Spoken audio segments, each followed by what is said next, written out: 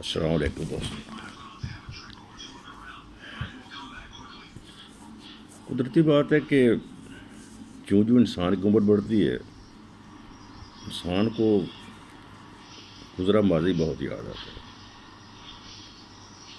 اب میں خود اسی سٹیج پر ہوں کہ ہمیں پڑھ کے وہ دن بہت یاد آتے ہیں. چیزیں جو گزری ہیں یا کچھ چیزیں جو ہماری نظروں کے سامنے سے گزری ہیں وہ بہت یاد آتی ہیں. میں اس وقت غالباً ایک سروس میں تھا، تو ان دنوں میں حقائق کا میں بہت بڑا قاری تھا. حقائق ایک ڈائجسٹ ہوا کرتا تھا، اب تو میرا حال نہیں ہے. تو بالکل اس کا ماہانہ ہم انتظار کرتے تھے اور آنا اس نے اور فوراً اس کو پڑھنا شروع کر دینا.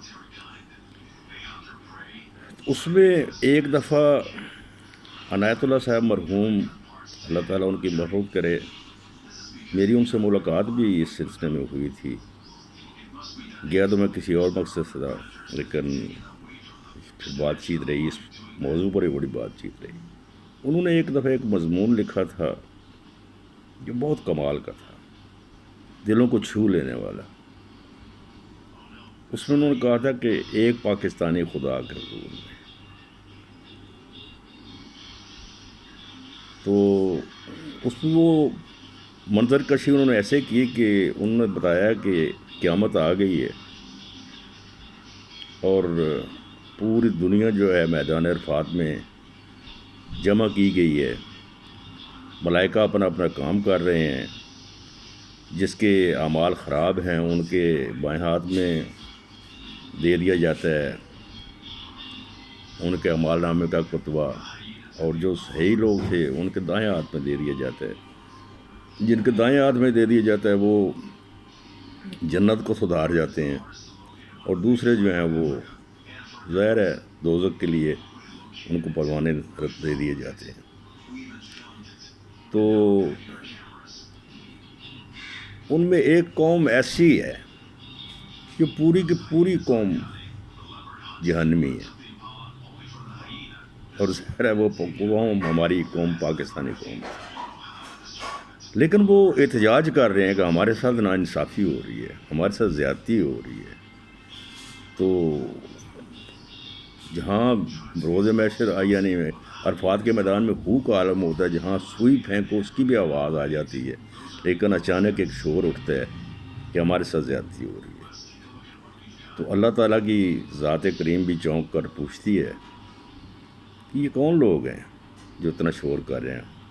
تو ملائکہ دست بستہ عرض کرتے ہیں کہ یار پروردگار عالم، یہ ایک پاکستانی قوم ہے جن کو پوری کی پوری قوم کو جہنم میں بھیجا جا رہا ہے، اور وہ شور ڈال رہے ہیں کہ ہمارے ساتھ زیادتی ہو رہی ہے، ہمارے ساتھ زیادتی ہو رہی ہے. اللہ تعالیٰ کہتا ہے کہ ان کو کسی ایک نمائندے کو مقرر کرو. تو میرا دیکھ لیں، میرے کم از کم میرے دربار میں تو کوئی زیادتی نہیں ہو سکتی.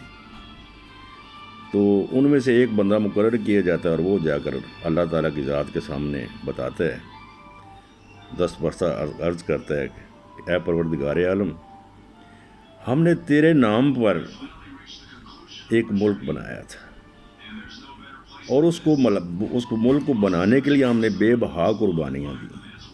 ہم نے اپنے بچوں کو ذبح کرایا، ہم نے اپنی بیٹیوں کی عزتیں لٹوائیں، ہم نے مال و دولت چھوڑا، جائیدادیں چھوڑی، اپنا گھر چھوڑا، اور ہم سب ایک آس اور ایک امید لے کر ایک ملک میں آئے، اور ہمیں یہ یقین تھا کہ اس ملک میں صرف اس خدا کے نام لیوا ہوں گے اور ہمارے ساتھ کوئی زیادتی نہیں ہوگی، ہماری ہر چیز محفوظ ہوگی.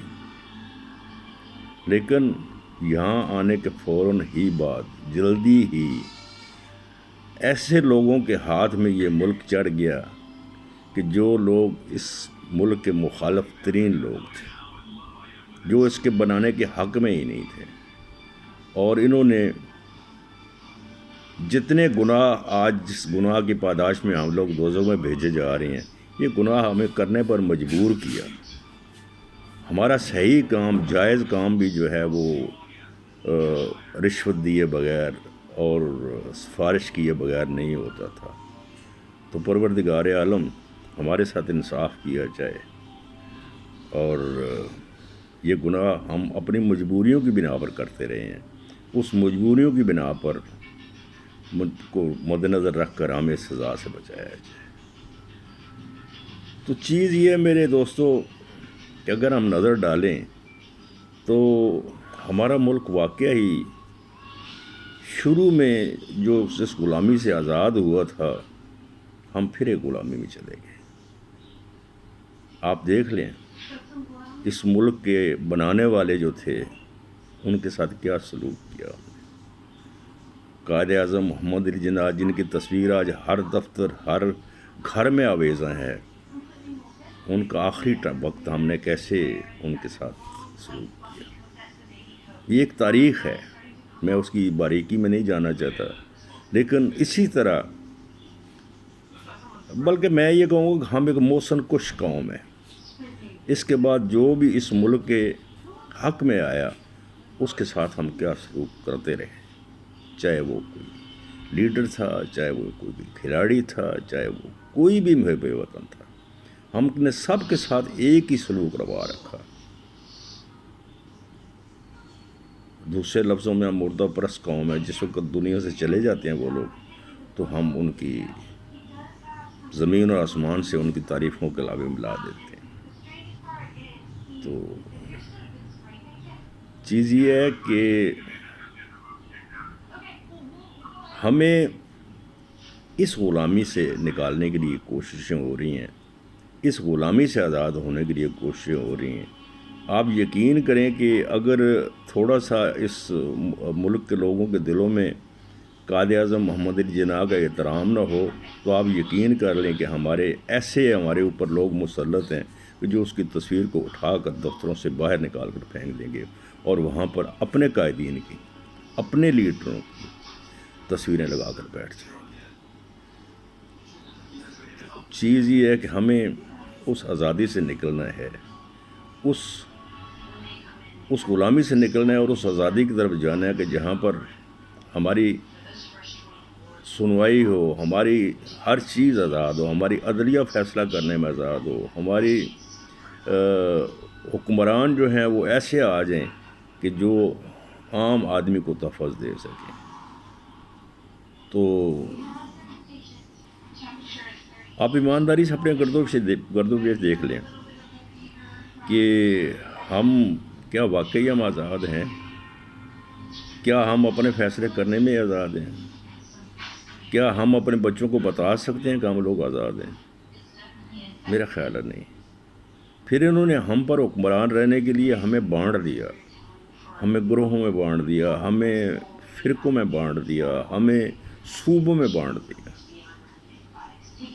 حالانکہ ہم ایک قوم تھے، ہم ایک اللہ کا نام لینے والے تھے، ہم ایک رسول کو ماننے والے تھے، ہم ایک قرآن کو ماننے والے تھے. لیکن آج ہمارے لیے وہ چیزیں بہت پیچھے چلی گئی ہیں. اصل میں ہم کیا ہے؟ ہم سندھی ہیں، ہم بلوچ ہیں، ہم پنجابی ہیں، ہم پٹھان ہیں. تو خدا کے لیے اس آزادی کو حاصل کرنے کے لیے سب سے پہلے ان چیزوں کو ختم کیجیے، ان چیزوں سے دور ہوئیے. ہمیں وہ دین کی وہ تعلیمات مد نظر رکھنی ہے کہ جس میں ہمیں اللہ تعالیٰ کہتا ہے کہ سب مسلمان بھائی بھائی ہیں، ایک دوسرے کے اوپر ان کا حقوق جو ہے وہ لازم و ملزم ہے. تو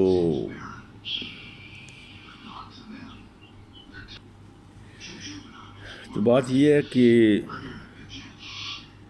ہمیں خود اپنا احتساب کرنا ہے. اگر ہم خود راہ راست پر ہیں، اگر ہم خود سیدھے راستے پر ہیں تو کوئی ہمیں غلام نہیں بنا سکتا. لیکن افسوس کہ ہم خود غلام بنا رہنا چاہتے ہیں. ہم نے اس چیز کو ترجیح دی ہے. ہم نے ہمیشہ دوسروں کو بت بنا کر پوجا ہے. آپ یقین کریں کہ آپ کے اوپر ایسے لوگ آتے رہے ہیں کہ اگر ان کے بس میں ہوتا تو ہم ساری زندگی ہم پستے ہی رہتے، ان کی نسلیں ہم پر حکمران رہتی. لیکن ہمیں خود کو پہلے ٹھیک کرنا ہے. جب ہم ٹھیک ہو جائیں گے تو ہمیں ہر چیز خود میسر ہوگی. اللہ تعالی ہمارے اوپر رحم و کرم کرے، اللہ تعالی اس ملک پر رحم و کرم کرے، اللہ تعالی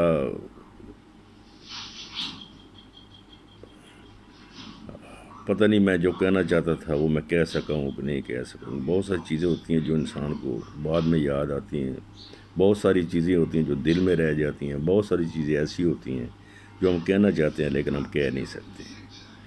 اللہ ہمارا حامی و ناصر ہو، اور اللہ تعالیٰ اس پاکستان کی خیر و عافیت کرے، کیونکہ یہ ملک ہے تو ہم ہیں، اگر یہ ملک نہیں ہے تو ہم نہیں ہیں۔ پاکستان زندہ باد۔